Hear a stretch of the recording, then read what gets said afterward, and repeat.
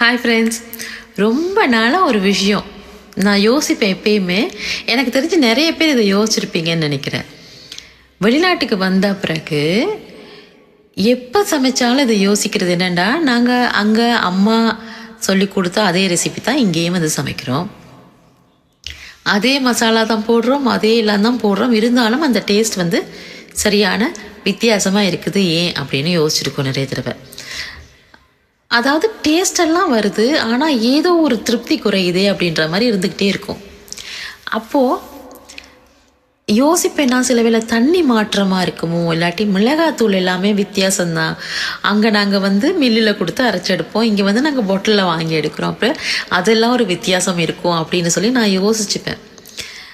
ஒரு கொஞ்சம் காலம் போக போக போக பிள்ளைங்கள்லாம் வந்து அவங்க கொஞ்சம் கொஞ்சம் வளர ஆரம்பிக்கும் போது அது என்னன்றது எனக்கு விளங்க ஆரம்பிச்சிது.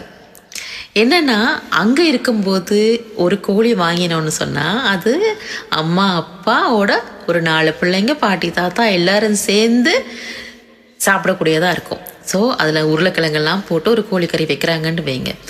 சில வேளை அம்மா அப்பாவுக்கு அந்த உருளைக்கிழங்கு மட்டும்தான் மிஞ்சுமாக இருக்கும்.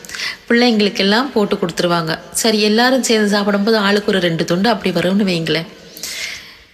அப்படி இருக்கும்போது அதை நாங்கள் பகிர்ந்து எல்லாரும் சேர்ந்து சண்டை போட்டு, இது எனக்கு, எந்த துண்டு எனக்கு, அந்த துண்டு எனக்கு அப்படின்னு சொல்லி சண்டை போட்டு சாப்பிடும்போது ஒரு சுவை ஒன்று இருக்குது தெரியுமா? நம்ம மிஸ் பண்ணுறது அந்த சுவையை தான். இப்போ இதை நம்ம இங்கே வந்த புதுசில் என்னென்னா, ஒரு கோழியை வாங்கி எத்தனை பேர் சாப்பிட்றோம்? ஹஸ்பண்ட் ஒய்ஃப் 2 பேர் தான் சாப்பிடுவோம்.